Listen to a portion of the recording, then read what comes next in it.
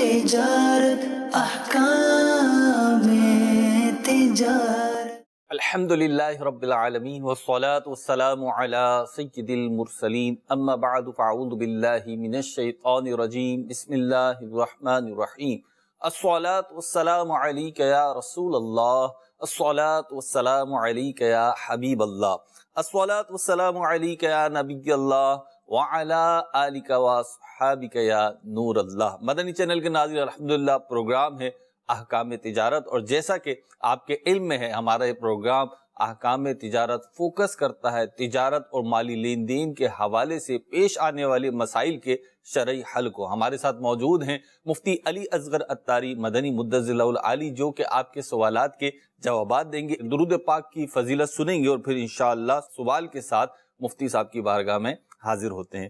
نبی کریم رؤوف الرحیم صلی اللہ تعالی علیہ وسلم کا فرمان ہے کہ جس نے مجھ پر ایک مرتبہ درود پاک پڑھا، اللہ تعالیٰ اس پر 10 رحمتیں نازل فرماتا ہے، اور جو مجھ پر 10 مرتبہ درود پاک پڑھتا ہے، اللہ تعالیٰ اس پر 100 رحمتیں نازل فرماتا ہے، اور جو مجھ پر 100 مرتبہ درود پاک پڑھے اس کی آنکھوں کے درمیان لکھ دیا جاتا ہے کہ یہ نفاق اور جہنم کی آگ سے آزاد ہے، اور اسے بروز قیامت شہداء کے ساتھ رکھا جائے گا۔ صلو علی الحبیب صلی اللہ تعالی علی محمد صلی اللہ تعالی علیہ وسلم۔ بڑھتے ہیں آپ کی کال کی طرف، آپ کے سوال کی طرف، اور پہلا سوال شامل سلسلہ کرتے ہیں۔ جی،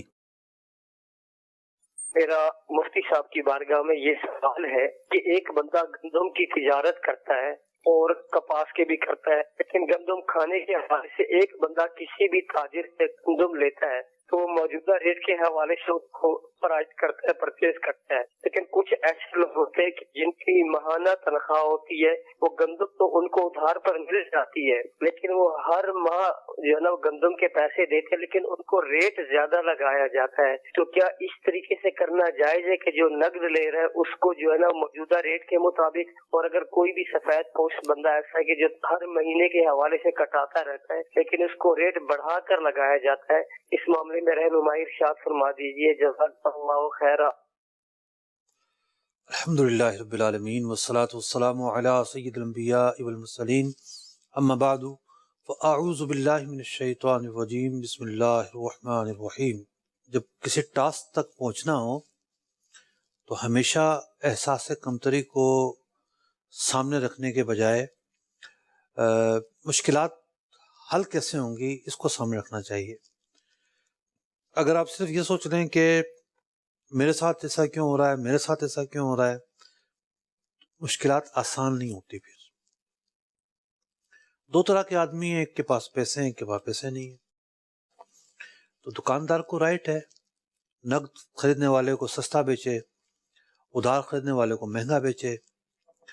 تو کیونکہ وجہ اس کی یہ ہے کہ دکاندار جو پیسے لے گا اس سے یہ اور مال خرید لے گا، اور یہ اور مال خرید کے اتنے نفع اور کما لے گا، اور اگر ادھار وہ بیچتا ہے تو ایک عرصے تک وہ مال خرید نہیں سکے گا ان پیسوں سے۔ اس بنیاد پر ادھار مال عرف ہمارا یہی ہے، مہنگا بیچا جا رہا ہوتا ہے، اور شریعت مطہرہ نے کوئی پابندی بھی نہیں لگائی ایسی کہ ادھار مہنگا نہیں بیچ سکتے، بیچا جا سکتا ہے۔ تو اس موقع پر امیر غریب اور کم تنخواہ اور زیادہ تنخواہ، یہ ساری باتیں اپنی جگہ پر ہیں۔ ہر آدمی کا اپنا ایک دائرہ کار اور اپنے وسائل اور اپنے اسباب ہوتے ہیں، لیکن اتنا دل پہ نہ لیں اس کو۔ اگر کیونکہ ہوتا یہ ہے کہ میروز بھائی اس موسم میں گندماری ہوتی ہے تو چھوٹے شہروں میں لوگ سال بھر کی گندم لینا چاہتے ہیں، اور اگر ان کے پاس اتنے پیسے جمع نہیں ہیں، ٹھیک ہے، پورے سال کی گندم کے مثال کے طور پر 1 لاکھ روپے کی آئے گی، اتنے پیسے ان کے پاس ہے نہیں، صحیح، تو وہ ایسا ایسا دینا چاہتا ہے۔ ٹھیک ہے، تو عقل مندانہ فیصلہ یہی ہے کہ وہ مہنگی ملتی ہے تو خرید لے اور پھر پیسے دیتا رہے۔ ٹھیک ہے، بعد میں ہو سکتا ہے یہ اور مہنگی ہو جائے، اس سے تو بچت ہو جائے گی، کہ جو فصل موسم میں آ رہی ہوتی ہے وہ پھر بھی سستی ہوتی ہے۔ موسم آؤٹ ہونے کے بعد پھر جیسا موسم ہو اپ ڈاؤن ریٹ ہو جاتے ہیں۔ مفتی صاحب، ایک پہلو جو انہوں نے شاید یہ ڈسکور کرنا چاہ رہے تھے یا اس کے تحت آپ سے جواب لینا چاہ رہے تھے کہ گندم بیسیکلی جو ہے وہ غذائی ایک چیز ہے، غذا سے تعلق ہے، تو کیا اس میں بھی یہی اصول کار فرما ہوگا کہ نقد سستا ادھار مہنگا؟ تو کیونکہ غذا سے تعلق ہے تو اس میں حرج تو نہیں ہوگا؟ پیسے کے بغیر تو کچھ بھی نہیں ملے گا نا. پیسے کے بغیر تو نہیں جب ملے. پیسے نہیں ہیں تو پھر کس چیز کا شکوہ؟ ٹھیک. تو میں یہ عرض کر رہا ہوں کہ گندم ہے تو اس کا مطلب یہ تو نہیں ہے کہ دکاندار مفت دے گا. جی. پیسے کی دے گا. جی. پیسے کی وہ کس بنیاد پر دے گا؟ تجارتی بنیاد پر دے گا. صحیح. تو وہ تجارت وہ کر رہا ہے تو ایسی کوئی قیودات نہیں ہے کہ اگر وہ غذائیت کی چیز ہے تو وہ اس کو سستا ہی بیچے اور مارکیٹ سے بھی کم سستا بیچے. ایسا نہیں ہے. اس کو رائٹ ہے. ہاں کوئی بہت ہی محتاج آدمی ہے. دیکھیں ایک تو وہ آدمی ہے جس کے پاس وقتی طور پر زیادہ پیسے نہیں ہے لیکن رولنگ ہے اس کی. ٹھیک ہے. تو اس کو محتاج تو نہیں کہیں گے. ٹھیک ہے. رولنگ ہے اور یہ ادا کر سکتا ہے تو چلے گاڑی چل رہی ہے. صحیح. ایک وہ آدمی جس کے پاس وہ بھی نہیں ہے کہ بعد میں دے گا کہاں سے. ٹھیک ہے. تو یہاں پھر اخلاقیات کے اور دیگر یعنی اگر وہ مستحق زکوٰۃ ہے تو زکوٰۃ کے ذریعے اس کی مدد کی جائے. یہ سب چیزیں ہوں گی. اس سے اب یہاں میں ایک چیز اور ڈسکس کرنا چاہوں گا اخلاقی پہلو کو. جی. وہ یہ ہے کہ جب اس طریقے کے کچھ واقعات ہوتے ہیں کہ کوئی چیز مہنگی آ رہی ہے. اچھا مہنگائی تو مہنگائی تو آپ سن ہی رہے ہیں, سبھی سن رہے ہیں, سب کے کانوں میں آواز پڑ رہی ہے. لیکن بالخصوص جو انیشیل چیزیں ہیں جو کہ جسے کہنا چاہیے فانڈامنٹل جو نیڈز ہیں, ان چیزوں کو جب مہنگا کیا جاتا ہے, چاہے کہیں سے بھی مہنگا کیا جاتا ہے, لیکن کسٹمر کے سامنے جو ہے وہ ریٹیلر ہے. کسٹمر کے سامنے تو ریٹیلر ہے, وہی کھڑا ہوا ہے. اب یہاں بعض اوقات کسٹمر کی طرف سے یا دیگر لوگوں کی طرف سے یہ ہوتا ہے کہ یار انہوں نے اندھی مچائی ہوئی ہے, انہوں نے ظلم کیا ہوا ہے, انہوں نے یوں کیا ہوا ہے. تو ایسے موقع پر اس پرٹیکولر ریٹیلر کو یوں کہنا کیا زیادتی ہوگی یا نہیں ہوگی؟ ابھی رمضان آ رہے ہیں نا. جی. سارے کے سارے کوس رہے ہوں گے ٹھیلے والے کو. جی. سارے چھاپے پڑ رہے ہوں گے ٹھیلے والے پہ. جی. ٹھیک ہے. ٹھیلے والا اس ریٹ پر مال خرید کر ہی نہیں لے کر آیا جو سرکاری پرائز میں لکھا ہوا ہے. ٹھیک ہے. تو وہ کیسے بیچے گا؟ صحیح, وہ یہی رو رہے ہوتے ہیں. ٹھیک ہے نا. جی. تو بعض اوقات جو ہے وہ سسٹم کا رونا ہوتا ہے. ٹھیک ہے. سسٹم کو صحیح کرنے کی ضرورت ہوتی ہے. اب آپ یہ دیکھیں کہ ساری محنت تو کسان نے کی ہے. جی بالکل ایسا ہی, کھیتوں میں بیٹھ کے 6-8 مہینے اس نے جو ہے نا راتیں کالی کی ہیں. جی. رات کو 4 بجے اٹھ کے اس نے پانی دیا ہے. جی. اس کے بعد ہل لگایا ہے, دھوپ گرمی سردی سب موسم برداشت کیے ہیں. اس کو کتنا نفع ملا وہ تو سامنے ہے ہی نہیں. یہ بھی تو دیکھا جائے نا. عام طور پر کسان سے زیادہ جو نفع ہے وہ مڈل مین لے جاتا ہے. صحیح. مارکیٹ میں جو اناج پہنچتا ہے یہ کئی ہاتھوں سے گزر کر پہنچتا ہے. صحیح. اور اس کی وجہ سے یہ مہنگا ہوتا ہے. صحیح. مطلب بعض چیزیں ایسی ہیں کہ ایک ایک چیز پہ 50-50 100 200 روپے کلو پہ فرق آ جاتا ہے. اللہ اکبر. ٹھیک ہے نا. ٹھیک ہے. مڈل مین بیچ کا نفع لے رہا ہوتا ہے. ٹھیک. کنزیومر کو جو چیز جتنے کی پڑی ہے اور بیچ کے لوگوں نے جتنا نفع لیا کسان کو اس کا 10% بھی نہیں ملا. یہ بھی حساب ہے. تو اب ایشو یہ ہے کہ کسان ایک سادہ آدمی ہوتا ہے. صحیح. اور اس کی ایک اپنی رینج اور پہنچ ہے. صحیح. وہ بڑی مارکیٹ تک رسائی نہیں کر سکتا. آپ دیکھتے ہیں کہ بہت سارے کسان جو ہے وہ یا چھوٹے علاقوں کے لوگ بڑے شہروں میں مویشی لے کر آتے ہیں. جی. اب بڑے شہروں میں ریٹ زیادہ ہوتے ہیں نو ڈاؤٹ, لیکن رسک فیکٹر کا کیا کریں گے آپ؟ مویشی لے کر آئے اور بارش ہو گئی. جی. کچھ پتہ نہیں ہے حالات کا. ٹھیک ہے نا. بارش ہو گئی, کیچڑ بن گیا, منڈی گر گئی. جی. اب واپس تو لے کر نہیں جا سکتے, اتنا زیادہ اور کرایہ پڑ جائے گا. تو یوں ہر آدمی اتنا رسک لینے کے لیے تیار نہیں ہوتا. ٹھیک. ہر کسی کی اپنی باؤنڈری ہے. سوچتا ہے کہ میں وہیں تھوڑا نفع مجھے مل جائے, سیف تو ہوگا. صحیح ہے. تو یہ ایک مارکیٹ پریکٹس بھی ہے کچھ چیزوں میں, اور کچھ چیزیں ایسی ہیں جو آئیڈیل تو نہیں کہی جا سکتی. ٹھیک. امیر سے امیر تر ہو رہا ہے. جی. غریب پر بوجھ پڑتا چلا جا رہا ہے. تو اب پیٹرول مہنگا ہوتا ہے تو سب چیزیں مہنگی ہونی ہے. پیٹرول کا تعلق کسان سے بھی ہے. کسان جو آج کل ہل چلاتا ہے وہ ٹریکٹر وغیرہ, وہ ایسا نہیں ہے کہ جناب وہ بیل سے ہل چلاتا ہے. صحیح. اب ٹریکٹر یوز ہوتا ہے. ٹریکٹر جو ہے نا وہ کرائے پہ ملتا ہے. مشینیں آ گئی ہیں, گھنٹوں کے حساب ہوتے ہیں. گندم نکل رہی ہے, تھریشر میں ڈیزل لگتا ہے, اس میں مشینیں ہیں. تو یوں سرکل جب کچھ چیزیں ایسی ہوتی ہیں جب اس کا سرکل بڑھتا ہے یعنی قیمتیں بڑھتی ہیں تو بہت ساری چیزوں پر اثر پڑتا ہے. اس کا امپیکٹ آل اوور تمامی پروڈکٹس پہ آ رہا ہوتا ہے, گڈس پہ آ رہا ہوتا ہے. ٹھیک. چلے اگلی کال دیجیے. جی میرا مفتی صاحب کی بارگاہ میں سوال ہے کہ اگر کوئی شخص نے کسی سے پیسے لینے ہو، وہ نہیں دے رہا، اس کو فون کر کے یا میسیج کے ذریعے اسے کہہ دینا کہ اگر تم پیسے نہیں دیتے تو میں وہ زکوٰۃ کھاتے میں ڈال رہا ہوں، تو آگے سے وہ کہتا ہے ٹھیک ہے ڈال دو، تو کیا اس طرح زکوٰۃ ادا ہو جائے گی؟ مقروض یا مدیون جو ہے اس کے لیے یہ کہنا کہ بھئی یہ پیسے ہم نے تجھے زکوٰۃ میں چھوڑے، اس سے زکوٰۃ ادا نہیں ہوگی۔ پہلی بات تو یہ ہے کہ وہ مستحق کے زکوٰۃ ہو۔ اب میں متبادل طریقہ بتا رہا ہوں، ٹھیک ہے، وہ جو جن کا سوال تھا وہ تو نہیں ہو سکتا، وہ نہیں ہوگی، ٹھیک ہے نا۔ اب اگر بالفرض وہ شخص مستحق کے زکوٰۃ ہے تو جتنے بھی آپ کو پیسے دینے ہیں اس کو، بالفرض جتنے اس کے پاس قرضہ ہیں اتنے ہی دینے ہیں، وہ لفافے میں ڈال کے لے جائیں، بولیں یہ جی میں نے آپ کو زکوٰۃ دی، ٹھیک ہے، وہ مالک بن گیا 100%۔ اب اس سے آپ کہیں کہ میرے جو پیسے تم نے دینے تھے وہ مجھے دے دو بھائی، وہ واپس لے لیے، واپس لے لیں۔ ٹھیک ہے۔ نبی اکرم علیہ السلام ایک مرتبہ تشریف لے گئے، حضرت عائشہ رضی اللہ تعالیٰ عنہ کی باندھی تھی، حضرت بریرہ رضی اللہ تعالیٰ عنہ، انہوں نے عرض کیا یا رسول اللہ صلی اللہ علیہ وسلم، میرے پاس صدقے کے گوشت کے علاوہ کچھ بھی نہیں ہے۔ آپ نے فرمایا کہ تمہارے لیے صدقہ تھا، یعنی کسی نے ان کو صدقہ دیا تو وہ مالک بن گئی، اب وہ کسی کو دیں گی تو وہ ہدیہ ہوگا۔ صحیح۔ تو آپ علیہ السلام نے ارشاد فرمایا تم جو دو گی مجھے وہ ہدیہ ہوگا، اب یہ صدقہ نہیں رہے گا۔ تو ملکیت کی حیثیتیں ہوتی ہیں، آپ نے جو رقم دی زکوٰۃ میں، وہ زکوٰۃ میں ہی دی آپ نے۔ اب چونکہ پہلے سے وہ اس کے پاس آپ کا قرضہ تھا، آپ وہ لے رہے ہیں، تو یہ مت رکھیے گا خیال دل میں کہ گویا کہ میں زکوٰۃ واپس لے رہا ہوں۔ اب تو آپ جو سابقہ آپ کا رائٹ بنتا تھا، جو حق بنتا تھا، آپ نے وہ لیا ہے۔ ٹھیک، اگلی کال دیجیے۔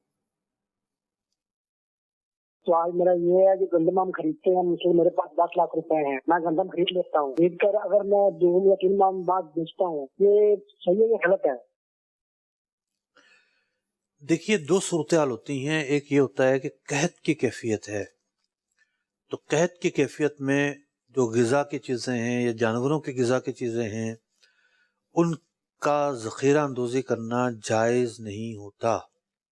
جہاں قحط کی صورتحال نہ ہو تو ذخیرہ اندوزی اگر کوئی کرتا ہے اور مسلمانوں کو ضرر پہنچانے کی نیت میں نہیں رکھتا تو وہ منع نہیں ہوگی۔ پورے سال میں جو چیز ہمیں ملنی ہے اگر روزانہ بیچ دیں، سب بیچ دیں، چلو بیچو بیچو بیچو بیچو، کیا ہوگا؟ پھر باہر جائے گی، یہاں کچھ بھی نہیں بچے گا، ٹھیک ہے؟ پھر کہاں سے کھائیں گے؟ تو رہے گی جب بھی کھائیں گے نا۔ تو یوں ایک چیز سرکل میں رہتی ہے، مارکیٹ میں رہتی ہے۔ بہت سارے اناج کی چیزیں ایسی ہوتی ہیں فوری طور پر ریلیز کرنے سے مارکیٹ گر جاتی ہے، کھپت ہی نہیں ہوتی، تو اس لیے رک کر رکھنا بھی بعض اوقات ایک فطری تقاضا ہوتا ہے۔ ٹھیک، اگلی کال دیجیے۔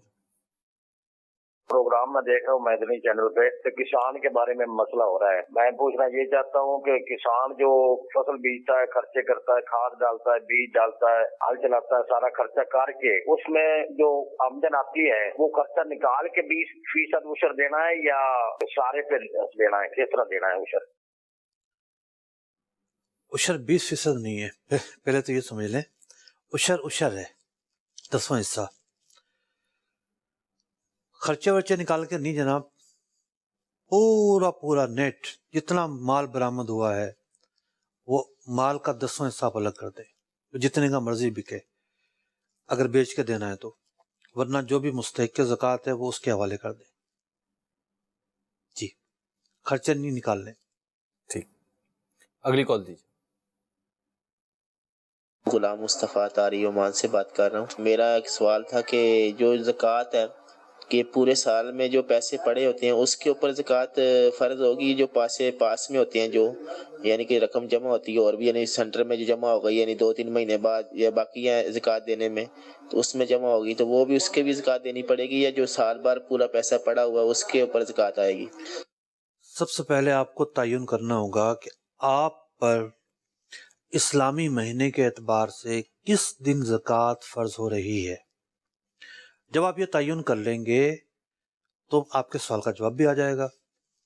उस दिन पूरा साल जो खाया, जो कमाया, जो सर्कल में पैसा रहा, उसका कोई हिसाब नहीं है। इस दिन काबिल ज़कात अमवाल में से आपके पास क्या क्या चीज़ें मौजूद हैं, उस दिन के फिगर को सामने रखकर आपको ज़कात निकालनी है। आप कहेंगे वो साल कब आता है मेरी ज़िंदगी में, मुझे तो नहीं पता। ज़न्ने गालिब से उसका तयन करेंगे कि मैं पहली दफ़ा कब साहिब निसाब बना और उसके बाद मैं बरकरार हूँ साहिब निसाब होना, तो हाँ वो तारीख होगी। या अगर मैं टूट गया था, बीच में नहीं रहा था एक आध साल, फिर दोबारा कब बना और फिर कब तक बरकरार हूँ, तो यूँ एक तयन करना पड़ेगा। जी मुफ्ती, ये हमारे पास जो ज़कात का सवाल है, इसी बारे में एक और सवाल है कि किराए पर जायदाद, दुकान, मकान वगैरह जो किराए पर देते हैं, किराए की जो रकम आ रही है किराए की मद में, तो उस पर ज़कात है। तो अगर किसी का किराया 20,000 रुपये महीना है तो 2,40,000 रुपये साल के आए, लेकिन वो सारे उसने साल के दौरान खर्च कर दिए, एक्सपेंसेस हो गए, तो अब उस पर ज़कात किस तरह निकालेंगे? जो खर्च हो गया वो भी काउंट करेंगे या नहीं? नहीं, खर्च हो गए वो तो काउंट नहीं करेंगे। ठीक है, अगर ज़ीरो बचे तो फिर उस पर ज़कात नहीं होगी। ज़ीरो से क्या मुराद है? मतलब 2,40,000 रुपये आए पूरे साल में और वो खर्च भी हो गए। हो सकता है खर्च ना हुए हो। नहीं, सवाल यूं है। हाँ, खर्च हो गए तो नहीं है उस पर। ठीक है। मुफ्ती, ज़कात के मुस्तहिकीन के हवाले से क्या ऐसे अफराद भी हैं कि जो ना ज़कात दे सकते हो ना ले सकते हो? 3 कैटेगरी है जी। एक वो है कि जिस पे सदका फितर है, ठीक है, कुर्बानी है, सही है, लेकिन ज़कात फ़र्ज नहीं है। सही। एक कैटेगरी वो है जिस पर ना सदका फितर है ना कुर्बानी है और वो ज़कात ले सकता है। सही। एक कैटेगरी वो है जो ज़कात भी देता है, ये माली एतबार से सबसे ऊंची कैटेगरी है। जो गनी है, शरीयत की बयान करदा तालीमात के मुताबिक जो गनी होने की तारीफ पर पूरा उतरता है, वो ज़कात नहीं ले सकता। 52 तोला चांदी की मालियत हाजात असलिया से फारिग होकर, कर्ज से फारिग होकर जिसके पास मौजूद हो तो वो ज़कात नहीं ले सकता, वो गनी है। ठीक है, अगली कॉल दीजिए। मेरा मुफ्ती साहब से ये सवाल था कि जिस तरह मोबाइल में हम एडवांस लेते हैं तो वापस वो हमसे ज़्यादा रुपए लेते हैं, टैक्स वगैरह लगा कर हमसे वापस लेते हैं, तो ये सूद की मद में नहीं आता। मैंने किसी से पूछा था तो उन्होंने मुझे बताया कि ये सूद की मद में नहीं आता क्योंकि वो आपको एक सर्विस प्रोवाइड कर रहे हैं। तो इसी तरह जो कर्ज पर नफ़ा होता है तो वो भी तो एक किस्म की हमें सर्विस प्रोवाइड करते हैं, यानी कि हमें कर्ज दे रहे होते हैं और उस पर हमसे जो है वापस ज़्यादा पैसे लेते हैं, तो एक किस्म की सर्विस उन्होंने हमें प्रोवाइड की होती है। तो क्या इसमें ये सूद की मद में आएगा मोबाइल वाला या फिर नहीं आएगा? इन दोनों की वजाहत कर दें। एक मसले को दूसरे मसले पे अप्लाई करना दुनिया में इससे कोई खतरनाक काम ही नहीं है। कहाँ सूद का मामला, कहाँ एक और मामला। सूद यानी आपके जहन में जो चीज़ आ रही है, खैर वसवसा ही है। इससे जो कुरान ने हराम करार दिया है वो हलाल हो जाएगा। कितनी बड़ी चीज़ है। तो ये वसवसा आपका गलत है और इस ख्याल को झटकना ज़रूरी है। वहाँ जो है इदारा यानी कंपनी, मोबाइल कंपनी, वो हमारी मकरूज नहीं है, ठीक है। और यहाँ क्या होता है कि आप कर्जा देते हैं, कर्जे पे नफ़ा लेते हैं, तो कर्जे पे नफ़ा रकम की सूरत में हो, बेनिफिट की सूरत में हो, सर्विस की सूरत में हो, खालिस सूद होगा। जी ठीक है। मुफ्ती, ज़कात ही के हवाले से एक और सवाल कि जिस शख्स को हमने ज़कात दी है, थोड़ा यूं है कि जिसको ज़कात दी है, बाज़ औक़ात देखने में आता है कि किसी फैमिली का सारा एक्सपेंसेस जो है, यानी उस फैमिली की हालत ऐसी, कोई कमाने वाला है नहीं, कोई और दीगर ज़राए हैं नहीं, वो ज़कात ही पे चल रही है, अल्लाह ताला महफूज रखे। लेकिन अगर वो ज़कात पर चल रही है और मिलने जुलने वाले अफराद, अहले महल्ला, अहले खाना जो है, वो किसी तरीके से उनको अरेंज कर देते हैं और वो अपने एक्सपेंसेस जो हैं वो एतदाल में नहीं करते, तो उनको अखलाकी एतबार से कुछ समझाया जाना चाहिए या नहीं? देखिए, एतदाल में करना तो ज़रूरी है। यानी उनको सिर्फ आप इतना बता दें जी कि भाई ज़कात کا مستحق ہونے کا مطلب یہ نہیں ہے کہ آپ سوال بھی کر سکتے ہیں. ٹھیک. ایک طبقہ ہے، ٹھیک ہے، وہ مستحق تو ہیں لیکن وہ ہاتھ بھی پھیلاتے ہیں. یعنی زکوٰۃ کا سوال نہیں کر سکتے. مفلس کے علاوہ کوئی سوال نہیں کر سکتا. زکوٰۃ مانگی بھی نہیں جا سکتی. مفلس کے علاوہ دوسرا آدمی کسی شخص سے نہیں مانگ سکتا. ٹھیک. ہاں کوئی ایسا ادارہ ہے، مثلا تو گورنمنٹ دیتی ہے زکوٰۃ، وہاں جا کے کسی نے اپلیکیشن جمع کرائی کہ میں بھی مستحق ہوں اور واقع مستحق ہو. یہ کوئی ایسا ادارہ ہے جو لوگوں کے پیسے اکٹھا کر کے غربا میں تقسیم کرتا ہو اور وہاں جا کے وہ کہتا ہے بھائی آپ لوگ جن کو دیتے ہیں ان میں سے میں بھی ایک ہوں، تو یہ تھوڑی الگ کیٹیگری آ جائے گی. ٹھیک. ورنہ تو لوگ راستے میں روک کے کہہ رہے ہوتے ہیں رمضان آ رہا ہے بھائی خیال کریے گا. جی. یہ سوال ہے. تو سوال مفلس کے علاوہ، مفلس وہ ہوتا ہے اس کے پاس تن کے کپڑوں کے علاوہ کپڑے نہ ہو، کھانے کو نہ ہو، پہننے کو نہ ہو، وہ مفلس ہوتا ہے، اس کو سوال حلال ہے. ان کو اگر یہ بتا دیں آپ کہ بھائی سوال حلال نہیں ہے، جی، پھر دیکھیں کیا ہوگا. تو مفتی صاحب یہ جو مدارس کے لیے اور اس جامعات کے لیے فلاحی ادارے ہوتے ہیں، خود دعوت اسلامی الحمدللہ بہت بڑی ایک تحریک ہے اور یہ لوگوں سے زکوٰۃ فطرہ کی کلیکشن کرتی ہے، تو یہ بھی تو سوال ہوتا ہے. اپنی ذات کے لیے سوال حلال نہیں ہے. ٹھیک. غیر مفلس کو. صحیح. ٹھیک ہے. تو ورنہ تو سوال نبی اکرم علیہ الصلوۃ والسلام نے مسجد نبوی شریف میں اللہ کی راہ میں خرچ کرنے کی ترغیب دلائی ہے. ٹھیک. کون ہے جو اللہ کی راہ میں خرچ کرے؟ صحیح. غزوہ تبوک کے موقع پر تو کیا نظارے تھے صحابہ کرام کی سخاوت کے، اللہ اکبر. تو اسی طریقے سے مسجد میں اپنی ذات کے لیے نہیں مانگا جا سکتا. صحیح. یعنی جو مانگے اس کو دینا بھی گناہ ہے مسجد میں. اس کے علاوہ بھی وعیدیں ہیں. ایک عام شخص جو سوال نہیں کر سکتا اس کو بھی دینا گناہ ہے. ٹھیک.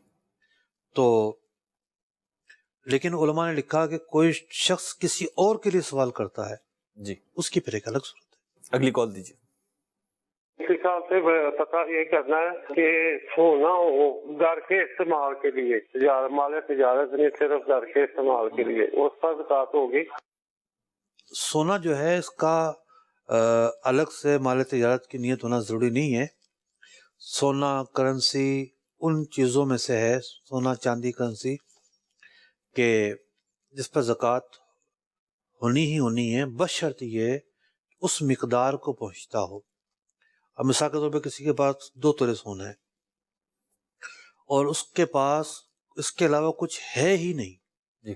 اگر کسی کے پاس 2 تولہ کے ساتھ کوئی 100 روپے بھی ہیں، جی، تو آج کے زمانے میں جو ریٹ چل رہے ہیں، جی، تو زکوٰۃ اس پہ بنے گی. کچھ ہے ہی نہیں ساتھ میں.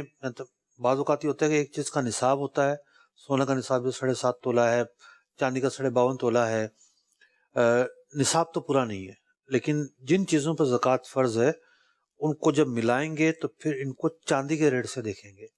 ٹھیک. جیسے 2 تولے سونا ہے اور ساتھ میں 1000 روپیہ ہے، ٹھیک ہے، ٹھیک ہے، یہ مل کے جناب 2,40,000 اور 41,000 روپے ہو گئے. ایک مثال ہے. چاندی کا ریٹ ہے کم، صحیح، اس سے کہیں زیادہ ہے، جی. تو اب ان کو زکوٰۃ دینی ہوگی. اس وقت جب یہ آپ جیسے آپ فرما رہے ہیں کہ یہ چیزیں ملا دیں گے، تو اس کے اندر جواہرات، موتی، ہیرے، اس قسم کی جو بہت مہنگی چیزیں ہیں وہ شامل نہیں کرتے ہیں. تو بعض اوقات یہ سوال ہوتا ہے کہ جی یہ سونا چاندی تو ان سے بعض اوقات سستا ہوتا ہے، ہیرے جواہرات تو بہت زیادہ مہنگے بھی ہوتے ہیں، تو وہ شامل کر رہے ہیں سونا چاندی، لیکن یہ ہیرے جواہرات شامل نہیں کر رہے، کیوں؟ میں اس سے پہلے کہ آپ کو 1500 سال پیچھے لے کر جاؤں، جی، آج کل آپ سن رہے ہیں کہ ڈالر کی مارا ماری ہو رہی ہے، جی، لڑائیاں چل رہی ہیں مختلف ملکوں کی، جی، اور ایک آواز آ رہی ہے کہ جی ہم سونے میں ٹریڈ کریں گے. ایسے آواز آئی کہ جناب ہیرو میں ٹریڈ کریں گے؟ نہیں، یہ تو کبھی سنا ہی نہیں. ٹھیک ہے نا. جی. تو سونا ایک کرنسی کی حیثیت رکھتا ہے. ٹھیک ہے، بنیادی طور پر کرنسی سونے کے حکم میں ہے، سونے چاندی کے حکم میں ہے. صحیح. یعنی سمن خلقی ہیں یہ. ٹھیک ہے. پہلے زمانے میں سکے ہوتے تھے، ٹھیک ہے نا، سونے کے، چاندی کے. جی. آج کل زیادہ تر زیورات ہوتے ہیں، سکوں کا رواج ختم ہو گیا ہے. حالانکہ سونے چاندی کے سکے اگر آج چل پڑے ہیں، یہ الگ بات ہے کہ سودی معاملات بڑھ جائیں گے. یعنی اس کا جو ریڈ زون ایریا ہے وہ زیادہ ہو جائے گا، ٹھیک، اور بے احتیاطی لوگ کریں گے تو سود کے بھی مرتکب ہو سکتے ہیں. لیکن جو بلیک میلنگ ہے وہ ختم ہو جائے گی. ٹھیک، کرنسی کے حوالے سے یعنی سونے میں ٹریڈ ہو رہی ہے جناب، اب ٹریڈ ہو رہی ہے، سونے کے ریٹ اوپر جا رہے ہیں تو اوپر، نیچے جا رہے ہیں تو نیچے.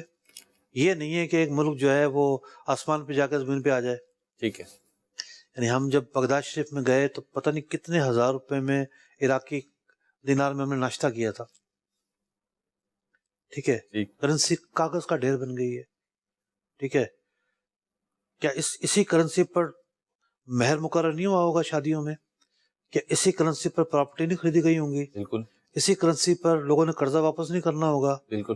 تو کتنا بڑا لاس ہوا لوگوں کو، کتنا بڑا. صحیح. آسمان سے زمین پر آ گئے ہو. صحیح. تو اس طرح جہاں بھی ایسے حالات پیدا ہوتے ہیں یہ ہوتا ہے. سونا چاندی چلتا رہے یہ حالات ہی نہیں ہوں گے. ٹھیک. آپ کے سوال کا جواب یہ ہے کہ دیگر چیزوں کو اس لیے شامل نہیں کیا گیا کہ آج بھی دنیا سمجھتی کہ یہ اور چیزیں ہیں. ٹھیک. سونے کی حیثیت کچھ ایسی ہے کہ یہ اس کے اندر نمو ہے، بڑھوتری ہے، اضافہ ہے. ٹھیک. یہ اصل میں ثمن خلقی ہے. ٹھیک. اور مفتی ایک سوال ہے ہمارا سوشل میڈیا پہ ہے کہ اگر کسی نے موبائل نمبر سے موبائل پر رقم بھیجی ہے تو وہ جب نکلوانے جاتے ہیں تو کچھ رقم دینی پڑتی ہے سروس چارجز کے نام پر، تو وہ دینے کا کیا حکم؟ جیسے میرا موبائل نمبر ہے تو موبائل نمبر کے ذریعے بھی رقم بھیج دی جاتی ہے نا. اچھا. کہ اپنا موبائل نمبر بتائیں تو رقم مل جائے گی آپ کو. مختلف شاپس ہوتی ہیں. اچھا. تو وہ جو دکاندار ہوتا ہے وہ آپ کو اپنی پوری رقم دے دے گا جو وہاں سے آئی ہے، لیکن سروس چارجز کے نام پہ شاید کچھ رقم لی جاتی ہے. یہ سوال. دیکھیں منی آرڈر کا مسئلہ نیا تو نہیں ہے، پرانا ہے. منی آرڈر پر اجرت لینا اعلیٰ حضرت امام علیہ السلام نے پورا رسالہ لکھا ہے اس پر. ٹھیک جی. اگلی کال دیجیے. میرا سوال ہے کہ دکان پر اکثر چیزیں ایسی ہوتی ہیں جن پر تصویر بنی ہوتی ہیں، انسانی تصویر. اب ان کو کس طرح دکان پر رکھا جائے؟ کیا ایسی چیزیں دکان پر رکھ کر سیل کرنا جائز ہے؟ جبکہ وہ پروڈکٹ جو ہیں وہ بیچیں تو غالباً جیسے کہ کریم پاؤڈر وغیرہ ایسی آئٹم ہوتی ہیں. برائے مہربانی اس کا جواب ارشاد فرما دیں. دیکھیے پہلی بات تو یہ ہے کہ آپ نے خود ہی وضاحت کر دی کہ آپ تصویر دکان پہ نہیں رکھ رہے، پروڈکٹ رکھ رہے ہیں. تو تصویر تو رکھنی نہیں چاہیے دکان پر. اور جو پروڈکٹ ہے عجیب و غریب صورتحال ہے. لوگ سمجھتے ہیں عورتوں کو تصویر نہیں لگائیں گے تو چیز نہیں بکے گی. بعض اوقات ہم خود جو ہے نا پروموٹ کر رہے ہوتے ہیں فحاشی کو، اور کوئی بعید نہیں ہے کہ جس نے یہ واہیات قسم کی تصویریں لگائی ہیں وہی مالک جو ہے نا وہ حیا پہ بھاشن دے رہا ہو کہیں. تذلیل بھی تو ہے نا اس میں. اب بہت کھل کے میں کس طرح گفتگو کروں، کیا کیا مثالیں ذہن میں آ رہی ہیں. جی. ٹھیک ہے نا، کہ عورت کو کیا بنا کر پیش کیا جاتا ہے. ٹھیک ہے، تو معاملہ یہ ہے کہ جس کمپنی کی یہ ہے، جی میں یہ عرض کر رہا تھا ہو سکتا ہے اسی کا مالک کہیں آپ کو حیا پہ لیکچر دیتا ہوا نظر آئے. ٹھیک ہے، وہ یہ بول جائے گا میں خود یہ کیا کر رہا ہوں. ہزاروں لوگ بد نگاہی کے شکار ہو رہے ہیں، ایک کلچر پھیل رہا ہے عجیب و غریب قسم کا. تو دکاندار کی بہرحال ذمہ داری یہ ہے کہ تصویر کو آویزہ نہ کرے. بعض اوقات ایک رخ پر تصویر ہوتی ہے، ایک پر نہیں ہوتی، تو ایسا رخ اس کا ڈسپلے میں رکھے کہ جس پر تصویر نہ ہو. ٹھیک. ورنہ اس کو نیچے رکھ لے. ٹھیک. اگلی کال دیجیے. سر کوئی شخص سود کے پیسوں سے کاروبار کرے اور وہ سود کے پیسوں سے تاجر ہو جائے، زمیندار ہو جائے، مالدار ہو جائے، اور پھر وہ توبہ کرے، اس کے پاس سارا مال سود کا ہے، کیا وہ حلال کا ہوگا یا حرام کا ہوگا؟ دیکھیے سود کے پیسوں سے فوائد حاصل کرنا حرام ہے. سود کے پیسوں سے لذت حاصل کرنا، عیش عشرت میں زندگی بسر کرنا، یا اس سے چھوٹا سا فائدہ بھی ہو وہ بھی حاصل کرنا، یہ حرام ہے. جی. اگلی کال دیجیے. مفتی صاحب سے اسٹیٹ بروکرز کے حوالے سے یہ مسئلہ معلوم کرنا ہے کہ جیسے کسی شخص کو کوئی پراپرٹی پسند آ گئی اور بیچنے والا ابھی بیچنے میں انٹرسٹڈ نہیں ہے، تو ایسی صورت میں اسٹیٹ بروکر کو یہ آفر دینا کہ بھئی جو بروکری عرف میں بنتی ہے جیسے نارملی 1%، تو اسے یہ کہنا کہ بھئی ہم آپ کو 2% یا 3% بروکری دیں گے، آپ یہ پراپرٹی ہمیں دلوا دو. تو اس قسم کی آفر کرنا یہ جائز ہے؟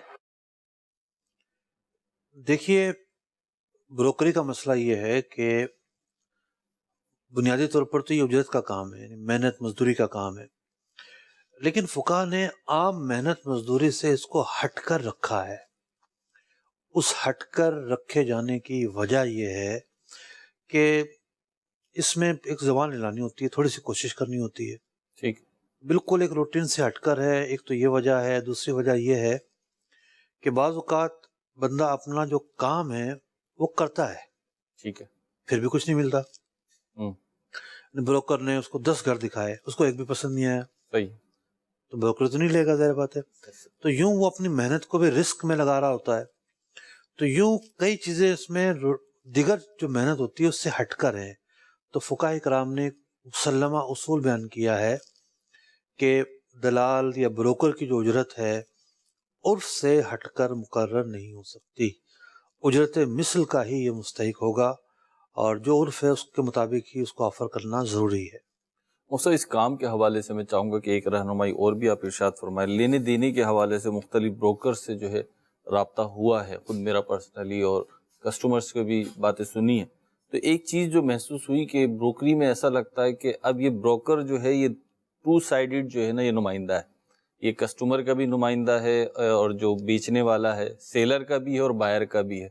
تو اب ہوتا یہ ہے کہ اس کو جہاں اپنا پروفٹ نظر آتا ہے، بالعموم جو کیفیت ہے، دکان ہو، پلاٹ ہو، اپارٹمنٹ ہو، گھر ہو، اب یہ اس کی تعریفوں میں زمین و آسمان کے جو ہے نا وہ کلابے ملاتا ہے، تعریفیں کرتا ہے، جھوٹی سچی جو بھی ہے، اور اگر اسے بیچنا ہے تو یوں کر رہا ہے، خریدنا ہے تو پھر یہ اس کے عیب نکالتا ہے۔ یہ بروکر کی بات میں آپ سے کر رہا ہوں، کسٹمر کی نہیں۔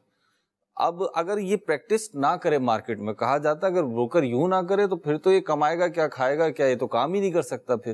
اور بروکری میں عموماً اگر جو اسٹیٹ بنائی ہوئی ہے یا اس طریقے کے کام کیے ہوئے ہیں تو وہ پھر رکھنا بھی، جاب پر رکھنا بھی ایسے ہی لوگوں کو پسند کرتے ہیں۔ بالعموم رویہ یہ ہے، سارے ایسے ہیں میں یہ نہیں کہہ رہا، تو ان کو دیکھیے یہ رویہ صرف بروکر کا نہیں ہے، ٹھیک، ہر اس دکاندار کا ہے، ہر اس خریدار کا ہے کہ جو مطلب پرستی کو اصول بنائے ہوئے ہے۔ یعنی صرف بروکر تھوڑی، دکاندار بھی جائے گا ہول سیلر کے پاس، بہت گندی چیز بیچ رہے تم تو، گاہک تو چھوڑ کے چلا جاتا ہے، لیتا ہی نہیں، ہمیں پتہ ہے ہم کتنی مشکل سے بیچ رہے ہیں، حالانکہ اس کی ڈیمانڈ اس کے پاس ہے، معاملہ کچھ اور ہوگا۔ جی، سب ایسا نہیں کرتے۔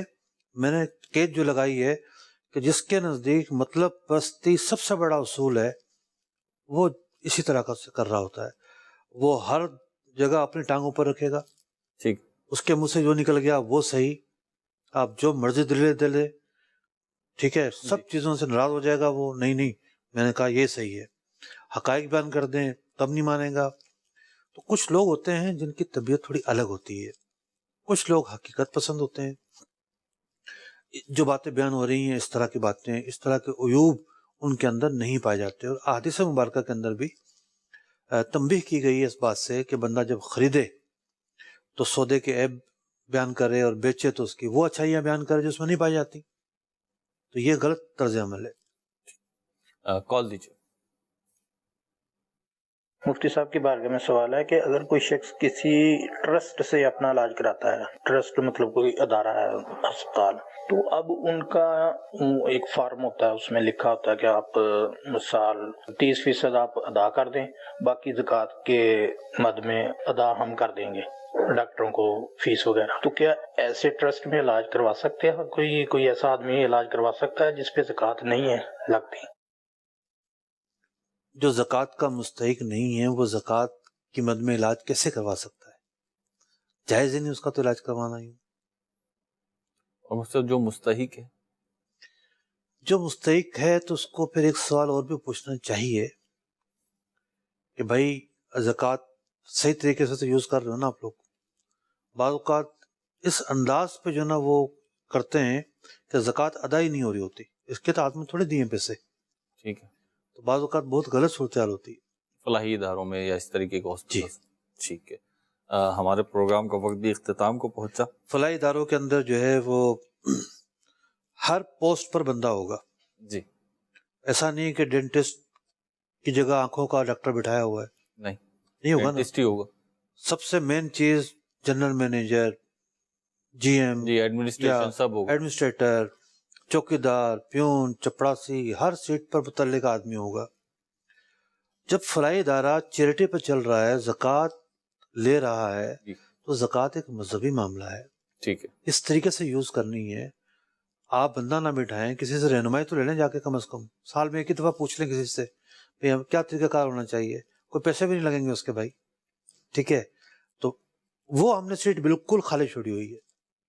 المیہ یہ بھی المیہ. اور خاص طور پر جو مختلف برادریاں، کراچی میں بہت ساری برادریاں ویلفیئر چلا رہی ہوتی ہے، انہوں نے کوئی ادارے نہیں کھولے ہوتے، وہ زکوٰۃ سے جو ہے وہ اپنا فیس دے رہے ہوتے ہیں، بچوں کی راشن بھیج رہے ہوتے ہیں گھروں میں، علاج بھی کروا دیتے ہیں. یہاں تک مطلب کہ خود انہوں نے منہ سے بتایا ہے کہ زکوٰۃ کے پیسے تو ہم نے سودی اکاؤنٹ میں رکھے ہوئے. استغفر اللہ.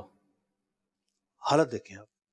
مجھ سے وہ یوں یہاں لوگوں کی زکوٰۃ لی، وہاں سودی اکاؤنٹ میں رکھ دی، پڑی ہوئی ہے سالوں تک، وہ ادا ہی نہیں ہو رہی، اور سود چڑھ رہا اس پہ وہ الگ. مطلب جب آپ مذہبی تعلیمات کو اور حلال و حرام کو اہمیت ہی نہیں دیں گے، پھر آپ چوڑے ہو کے بیٹھے ہوئے ہیں کہ جناب ہم غریبوں کی مدد کر رہے ہیں، ہم یوں کر رہے ہیں، ہم وہ کر رہے ہیں. یہ سارے نفلی کام ہیں. آپ اپنی آخرت کے لیے کر رہے ہیں، آپ اس لیے کر رہے ہیں کہ آپ لوگوں کے کام آئیں.